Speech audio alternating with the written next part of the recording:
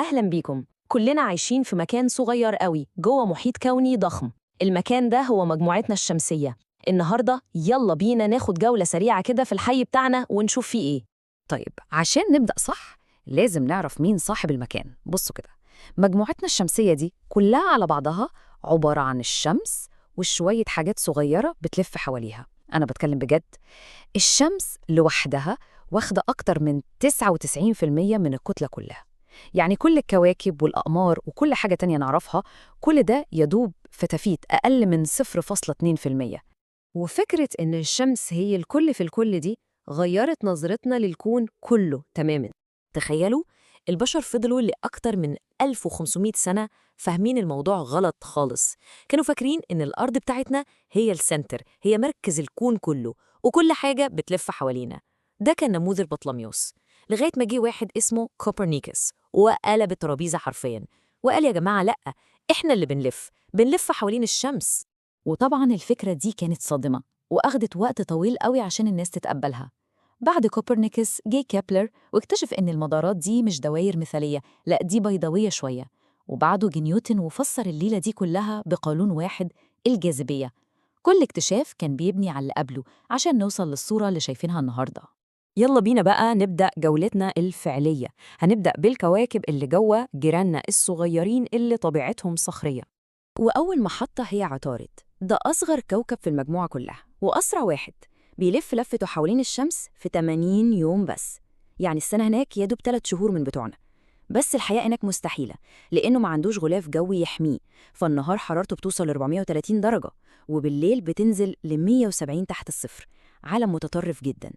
بس الغريبة بقى إن عطارد مش أسخن كوكب. الأسخن منه هو جاره كوكب الزهرة، مع إنه أبعد عن الشمس. طب إزاي؟ السبب كله في غلافه الجوي.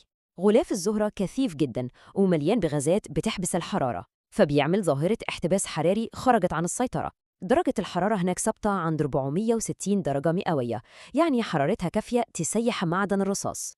ومن الكوكب اللي عامل زي الفرن ده بنروح للكوكب الأحمر، المريخ. أكتر كوكب بيشغل بال العلماء والناس كلها. والسؤال اللي محير الكل، هل الكوكب ده كان عليه مياه بتجري زمان؟ كل العلامات بتقول العلماء لقوا الجليد متجمد عند القطبين وشافوا آثار لمجاري أنهار ووديان جافة شكلها بيقول إن كان في مياه هنا زمان. ده بيخلينا نفكر إنه يمكن في يوم من الأيام كان عالم رطب، ويمكن كان عليه حياة. ده غير إن المريخ عليه أضخم بركان في المجموعة الشمسية كلها، أوليمبس مونس. وبعد ما سيبنا الكواكب الصخرية ورا ظهرنا بنعدي على منطقة جديدة، حزام الكويكبات. ده عامل زي حدود طبيعية كده بتفصل بين العالم الداخلي الصغير وعالم العمالقة اللي في الخارج. وأول ما بنعدي الحزام ده بنقابل الملك، كوكب المشتري. أكبر كوكب في المجموعة الشمسية بفارق كبير، وأشهر حاجة بتميزه هي البقعة الحمراء العظيمة. دي مش مجرد شوية سحب، دي عاصفة عملاقة شغالة بقالها مئات السنين. متخيلين؟ حجم العاصفة دي لوحدها يقدر يبلع كوكبين قد الأرض أو 3 كمان. ومن المشتري بنروح لجوهرة المجموعة الشمسية، زحل. والمفاجأة هنا مش في الكوكب نفسه، لأ، في حلقاته. الكوكب عمره مليارات السنين زي باقي المجموعة، لكن الحلقات المبهرة دي تعتبر جديدة جداً. الأبحاث الأخيرة بتقول إنها غالباً اتكونت في وقت الديناصورات ما كانت لسه عايشة على الأرض. وبعدين بنوصل للكوكب الغريب أورانوس. الكوكب ده حرفياً بيلف على جنبه، محور دورانه مايل بطريقة غريبة جداً، لدرجة إن القطب الشمالي والجنوبي بتوعه مكان خط الاستواء عندنا، والنتيجة الفصل الواحد هناك بيقعد 42 سنة. تخيل 42 سنة نهار متواصل أو 42 سنة ليل متواصل. أورانوس وجاره نبتون ليهم تصنيف خاص، عمالقة جليديين. هما شبه المشتري وزحل في إن أغلبهم غازات زي الهيدروجين والهيليوم، بس فيهم نسبة أعلى بكتير من الجليد اللي هو عبارة عن مياه وميثان وأمونيا متجمدين، وده اللي بيديهم لونهم الأزرق المميز وبيخليهم عالم متجمد وبعيد. دلوقتي بقى خلينا نروح لأبعد مكان ممكن نوصله، للحواف المتجمدة والغامضة جدا من مجموعتنا الشمسية. يعني لو حبينا نقسم المجموعة الشمسية هنلاقيها مناطق واضحة. الأول فيها الكواكب الصخرية الداخلية، بعدين العمالقة الغازية والجليديين، وورا نبتون في منطقة اسمها حزام كايبر، دي مليانة بآلاف الأكساب المتجمدة. وأبعد من كل ده في حاجة اسمها سحابة أورت.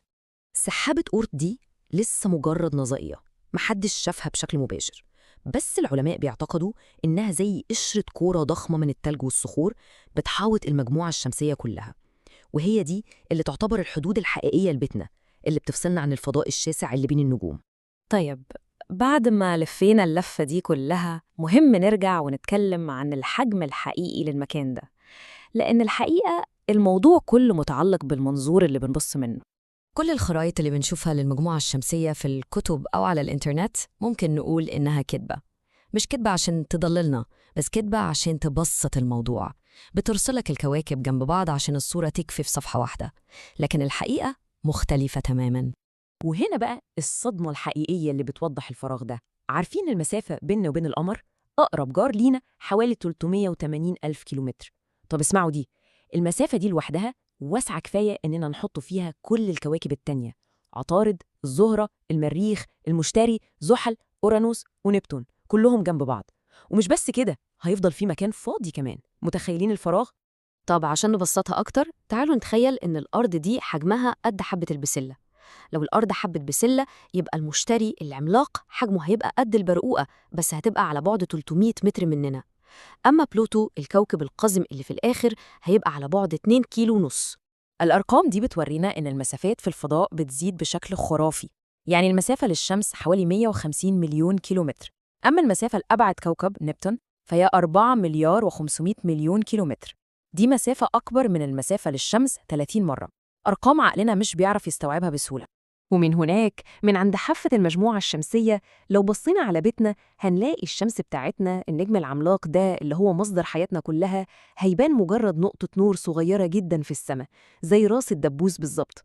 الجولة دي بتورينا قد إيه مجموعتنا الشمسية ضخمة وفاضية ومليانة بالعجائب. وده بيخلينا نسأل سؤال في الآخر: في وسط كل الفراغ والاتساع المهول ده، إيه هو معنى أن يكون لينا وطن؟